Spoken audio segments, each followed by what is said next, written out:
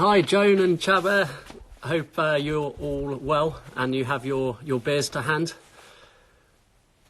Hi, Ruth.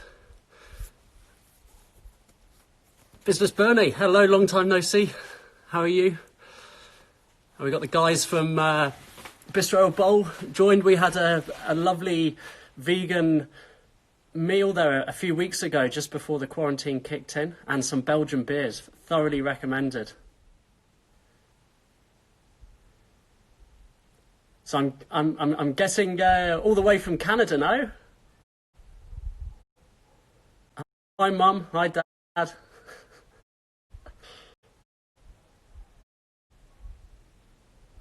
So everybody's got their beers ready, I guess. I'd be interested to hear what beers you guys have got, Davey and Meat. Let us know. Belgium, I'm guessing. Definitely not Heineken.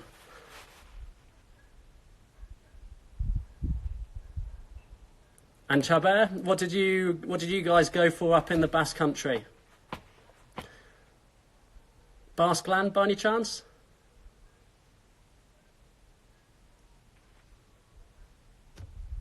Had another very pleasant day here today. Not too much wind, so I've managed to do another tasting outside.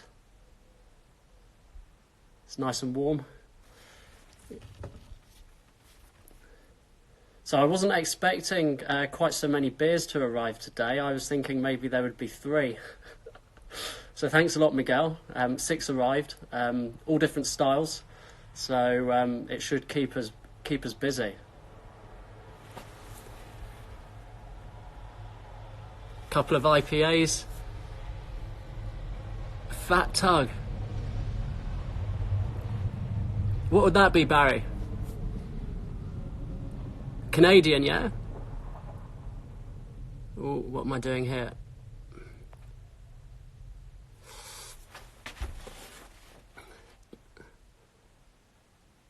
Dan's joined. Dan does the beer tours with us. I spoke to him before, just doing a little check, and he told me he was going to sit down with a cup of tea. I don't really believe him, if I'm honest with you. Hi, Carol. Hi, Anna.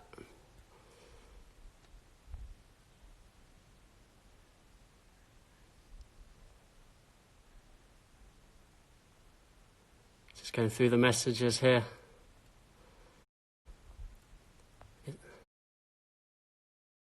Ah, there we go.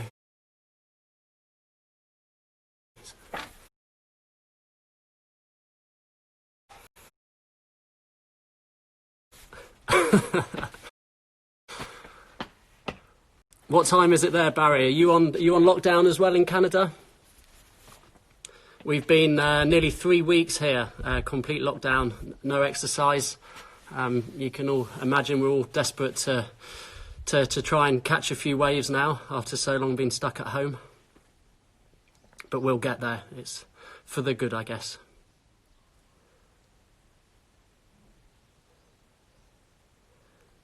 Ruth, Dan really wanted to join in here as well. Obviously when he heard I had 6 beers too, but unfortunately he can't get across here. So yeah, he's just going to have to watch me drink them.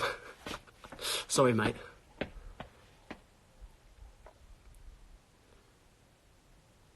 Okay, so we'll give it a minute or so, see if anybody else is going to arrive. It's like being at the pub. I've forgotten what that feels like, Dan.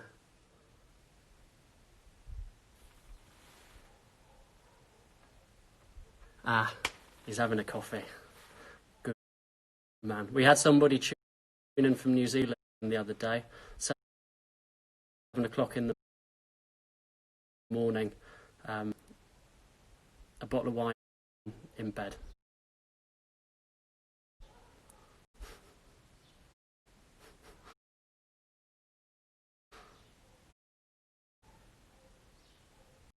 Okay. Cool. I think we'll start. Okay. So thanks for joining us. We ran a wine tasting, the basics of wine tasting on Saturday, and it went reasonably well. I think we had some nice feedback. Thanks for those that joined us and dropped us a message after. So I did also mention about what other shows people or information we could pass on, and we had a couple of messages about craft beer, so that's why we're here today. Okay, so we're going to do a bit of a tasting. Okay, not in as much detail, I don't think, as the wine, but I'm going to talk more about the styles, a little bit about, you know, how the beer's made, and we will take it from there. I'm also going to try and hang around at the end to answer any questions, which I didn't do the other night. I sort of legged it at my first opportunity. So I'm going to hang around a little at the end. Okay. So, beer and craft beer. What is it? Okay, well, craft beer, I guess, in a way, takes beer back to how it used to be made, and it's a focus on quality. Okay, there's 4 ingredients in craft beer. In commercial beers, you'll find other things slip in there, some other nasties, but craft beer is purely 4 ingredients. Okay, those that have been on the tour, I'm sure you'll remember what they are, but they are water, they are malts, they are hops, and yeast as well. Okay, and they all do different things. Water has generally dictated the style of beer. If you're in Ireland, you can imagine what beer is famous from Ireland, and what you'll find in all the pubs is Guinness, of course, okay, and stouts and porters. If you're in the Czech Republic, you get different styles of beer, or Germany, you get lagers, okay, crisp, clear beers, and that is because of the water style. That style of water suits lagers, the harder waters, and the water with much more minerality, the stouts and the porters. Okay, so that's water. Malt, on the other hand, is sort of the first or the second ingredient used in brewing, and it basically can be any cereal crop. In cheap beers, it's typically rice, or it is can be corn, for instance, as well, but typically rice. In craft beer, it's typically barley, okay? It's much higher quality, more expensive, but better quality. And also wheat, which I'm going to talk about during the tasting. Malt gives the beer the colour, the flavour, the sweetness, and both in terms of on the palate, but also the sweetness in there, which is required for fermentation, so the fermentable sugars, okay? And then you have hops too, and the hops gives the bitterness, the flavour and the aroma. And hops are very important because they are a preservative, a natural preservative too. Okay, we'll talk a little bit more about that later on. There's an interesting story to tell you. Okay, and the last thing that we need to make beer is yeast. Okay, and there's 2 broad types of yeast, which makes 2 styles of beer. You get lager yeasts, okay, for lagers, of course, and you get ale yeasts for the ales. Lagers, they ferment at cool temperatures, which gives it that sort of crisp finish, and lager yeasts thrive in those conditions, okay. Ale yeasts, they thrive in warmer temperatures, and ales all ferment at a warmer temperature, and the fermentation is quicker, okay. So that's the broad difference between lagers and ales, okay. I'm going to focus on ales today, but I will touch a little bit on lagers. I guess many of you have probably got a lager at home too, okay. So the beers that I've got here are from Cerveza Now, okay. Cerveza Now is one of the breweries that we visit on a brewery tour on a Friday afternoon, and they are they are the second oldest brewery in Lanzarote, okay. They started in 2016, and Miguel is producing about 7,000, up to 7,000 litres a month now, okay.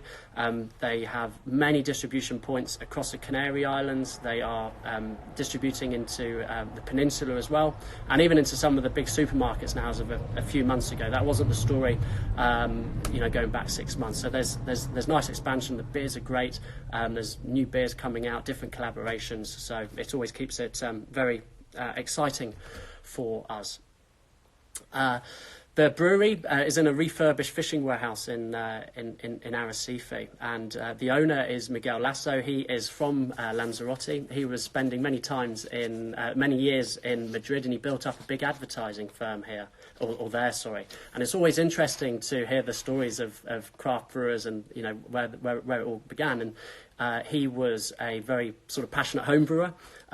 He, I guess, fell out of love in a way with the marketing. He sold up, and then he combined his passion for good beer and great promotion. He does all of the design work, or the vast majority of it. And he opened up the brewery, completely refurbished the old fishing warehouse as it was, going back to the 1920s, where they used to repair all the fishing nets for the fishing fleet. And now it makes great beer. And they have a bar there that's normally open on a Thursday and a Friday night. Obviously, at the moment, it's not very sadly, but when things are up and running, it will be.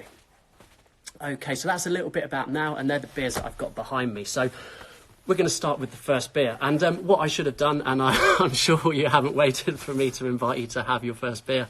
I hope you've already started. Okay, so I'm going to start with the first beer today. And when we taste beers, we start with the lightest first and work up to the more intense ones. Okay, so the first beer I'm going to start is La Gloria.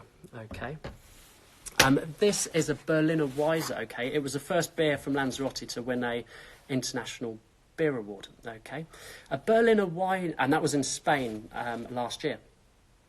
A Berliner Weiser is a wheat beer, okay, or a sour beer.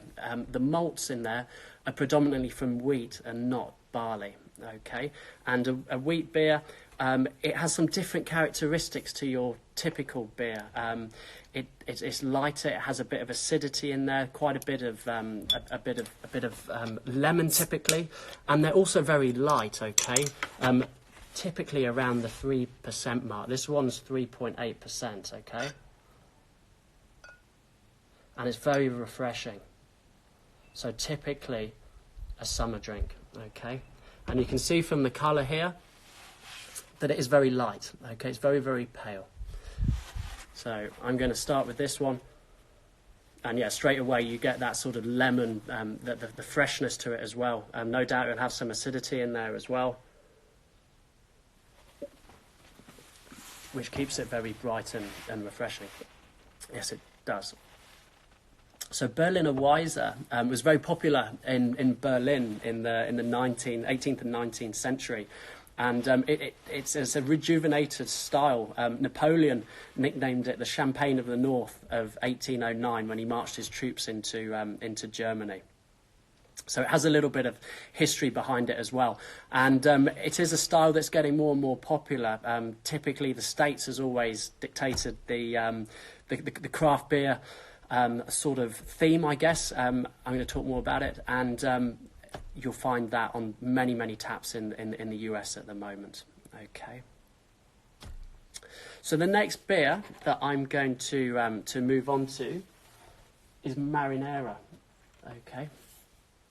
And incidentally, many of the now beers, La Gloria was one of the last traditional fishing boats operating in Lanzarote.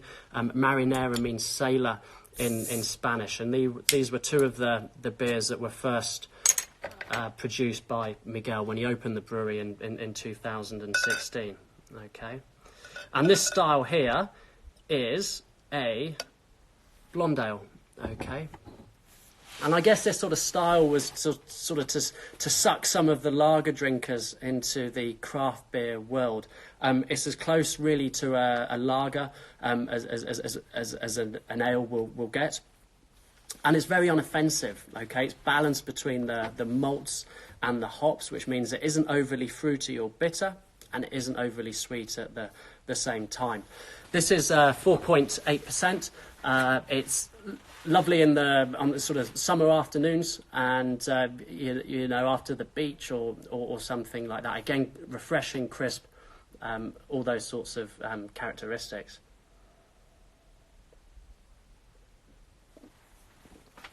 And the malt is all barley. There's a little bit more body to it than the La Gloria. Okay. So that's your blonde ales, okay? Very, unoffensive, balanced, easy drinking. Although I must say, we need to be careful of our drinking at the moment. I've seen some statistics the last couple of days that are quite scary. The amount of alcohol that's been purchased versus the year before. So, we're all for responsible drinking here. I hope you can take me seriously with 6 beers surrounding me. But that is the case, I can assure you. And we're trying to get people to think a little bit more about their drink rather than drink more of it, of course. Okay. So that's our blonde ale. Okay. The next one is a relatively new one. Okay. It's a collaboration brew. This was made in collaboration with Mundo Brewing in London. The guys were here on the island last year, and they sat around with Miguel one night in the bar and looked at the ingredients, what they had available, and the next day they made a beer. And this style is called a NEIPA, okay, N-E-I-P-A. It stands for New England IPA. And India Pale Ale, I'm going to talk about in a couple of beers' time, but it has more hops, okay? It's more bitter, it's more fruity, okay? And the style is typically cloudy. It's a very popular style at the moment. I was in Barcelona a few months ago, and literally 80% of the beers on tap were NEIPAs. So very popular. Those fruity notes, the hops are very much in trend. Here we go. So again, this is 4.5%. If I was to pick a beer for this afternoon out of the selection I've got here, this would be the one for me right now. Okay, it's very sort of summery and very fruity. It's light, it's refreshing, and for me, I love the fruitiness in beers. Everybody's different, just like the wines. So you've really got to experiment and pick your favourite. So you get the hops in there straight away.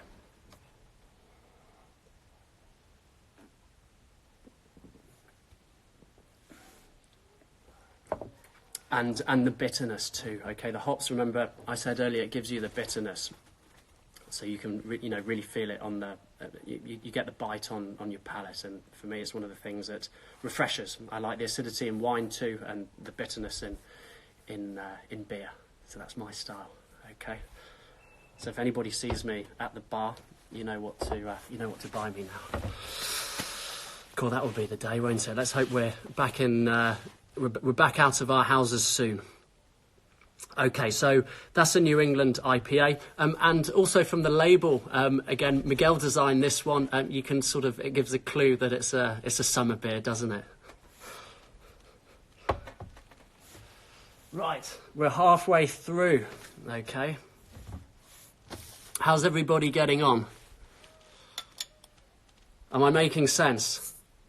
Give me a thumbs up. Or a wave.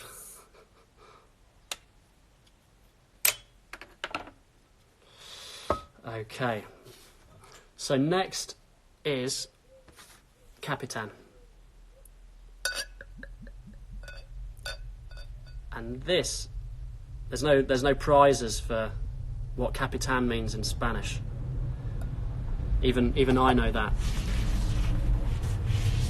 It means captain, of course, and this was, I guess, sort of the flagship beer when they launched. You find it on tap over here on the island too. It's an American pale ale, okay, and American pale ales are typically very fruity, okay, because the hops, much like the wine varieties, change depending on both the variety and where they're grown. Okay, so American hops and American pale ales, therefore, tend to be very fruity. Okay, lots of citrus, grapefruit, passion fruit, those types of aromas. You can get sort of a pininess to them as well. Sometimes a bit of eucalyptus in there too, depending on the brewery. Okay, you see.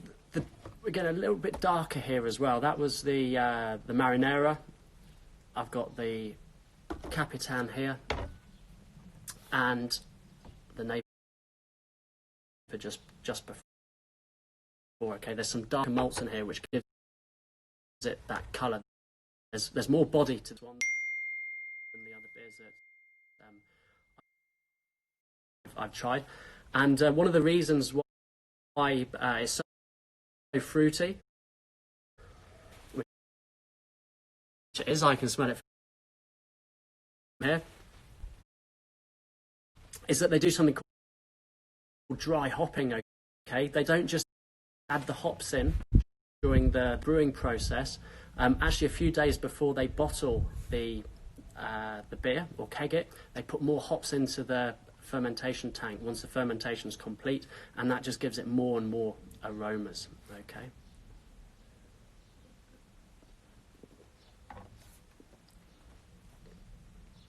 And that's very, very pleasant. It's percentage-wise, 5.5%. Okay, so sorry about that. I don't know whether you know what happened there, but I had a phone call coming in. I've forgotten where I was. Sorry about this. More hops, more malt, more aroma, a bit more bitterness, and yeah, the strength-wise 5.5%. So we're going up the scale now, okay? But we're going to get stronger in a minute too. This is an interesting beer, the American Pale Ales, because it is very, very popular. Back in the late 1970s, in 1978, Jimmy Carter in America, the president at the time, he legalized home brewing. Before 1978, there were just 40 breweries in the whole of the States that distributed and made beer. There's now over 7,000 breweries in America once home brewing was legalized. And at that point, the legalization of home breweries coincided with many fruity hops coming onto the market. So this became a very, very popular style. And it still is today with anybody that likes those fruity beers, okay?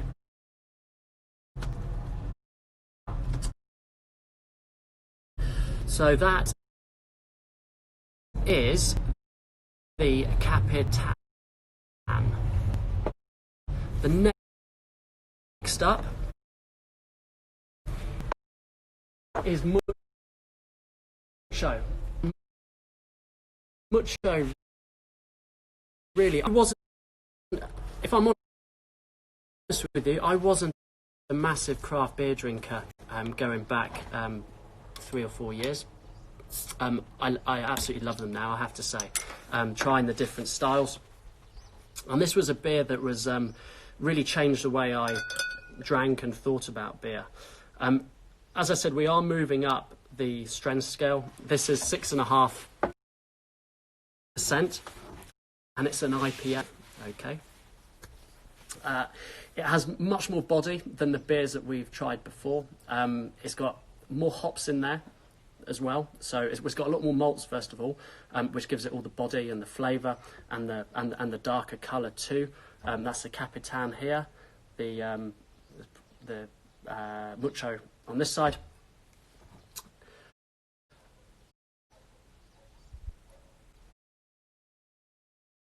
There we go. So yeah, it's got more body. It's got a lot more hops in there as well. Mucho means a lot in Spanish, so that gives you the clue. There's a lot of everything in there. Okay, and it's not a beer at 6.5% that you can session on. For me, it's one that I will have 1 or 2 watching the football at home or a film or something like that, and you really savour the flavour. Okay, it's really taking your time and enjoying all the love that's gone into making it. And that is the same with all craft beers, really. You've got to appreciate them. And again, you get that initial blast of aroma there with the grapefruit, the passion fruit. I always get a bit of a pininess with the Mucho too, which is super nice.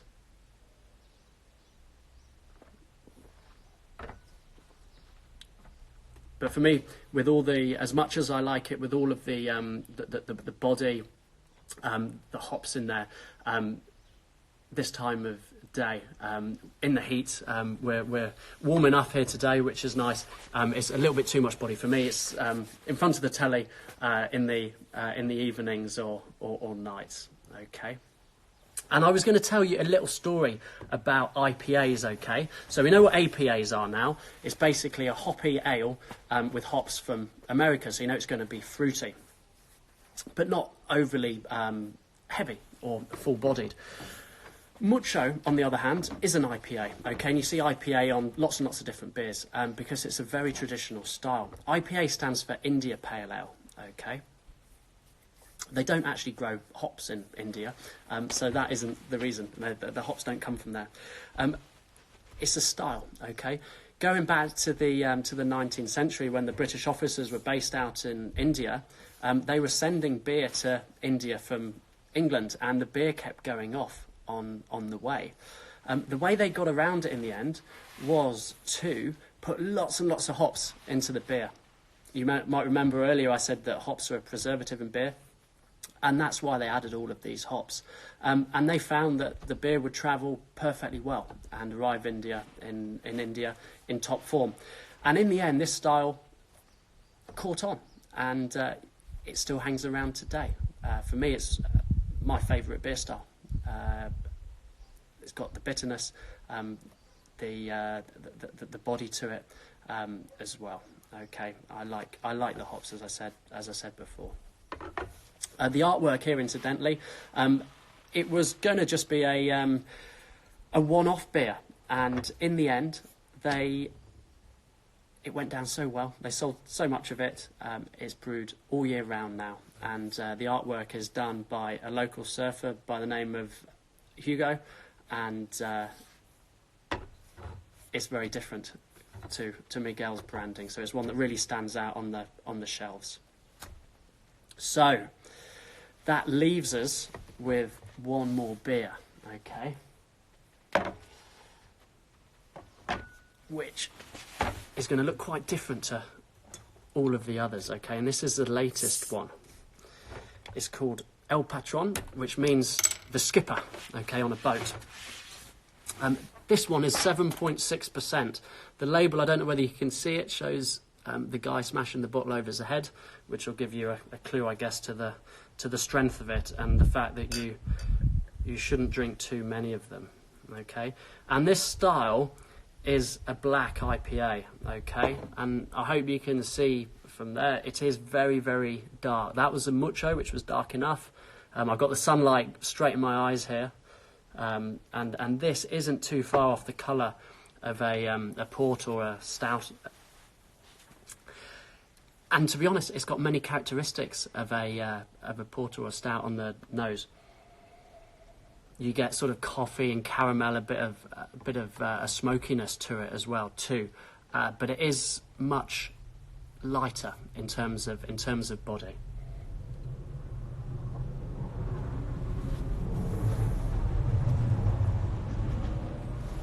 And on the palate, there's even more coffee to it than on the nose. Really is a lot of flavour to it, okay? It's still an IPA because there's lots and lots of hops put in, okay, which isn't typical in a stout or a porter, and that still gives it a dryness, a bitterness as well. So it is slightly different style, even though it looks quite similar to your typical stout or porter. Okay. So, guys, that is our little beer tasting session. So, as I said before, I'm going to hang around. I don't know whether people have got any questions. I think on Instagram Live you can send a little a message. So, if anybody's got a question, maybe type it, and I'll see what I can do here. Okay. Incidentally, while people are thinking or deciding, on Monday, we're going to do a brew, okay? I managed to get some malts and hops. I got some very kindly gifted to me, actually, by a friend of mine, who I think they're probably watching now, Chabra and Astrid, and I think they're still there. Hopefully I haven't sent them to sleep. And I managed to get some malts from Gran Canaria. So I'm going to brew on Monday. Am I going to finish that off myself? No, of course not. No, I can't. The lighter ones, yes. The darker ones, I will. I haven't decided what I'm going to do with them yet. I need some help, that's for sure. So we're going to brew on Monday. And what I was thinking of doing was sticking up the camera in the corner of the garage and going live. We've done 4 brews now, me and Dan. Chabert got involved as well when he was here the other week, and they have gradually been getting better. The last one we made was very drinkable. Well, we thought, we might have been biased, but there are some parts of the process that we are still a little unsure about, or we need to upgrade and things like that. So if there's any home brewers listening in and want to get involved, watch out for us. We're gonna probably start at 11 o'clock on Monday. Okay, so come and join us and ask us questions. We'll tell you what we're doing. The process takes about 6 hours, so we'll just go on and off for the day, and we'd love to hear from any home brewers out there, and we can have a chat and pick your brains, and you can pick our brains too. Okay, let me just see if there's any question. No, there isn't any questions, which is absolutely fine. So just to remind you, we are going to do another wine tasting, okay? We've teamed up with Bodega Volcano. It's a really stylish winery on the island, and we have got 3 of their wines to taste, okay? As I said before, we're not promoting drinking lots, that is for sure. So you only really need a glass of rosé or a barrel fermented or barrel aged white, and we will explain how those different wines are made and the different characteristics that the winemaking, gives to those wines. So when you are back in the restaurant, when we're all allowed back out, then maybe you have a better idea of what you're ordering and things. Okay, so on that note, thanks for tuning in. Take care, everyone. I hope that thanks, Barry.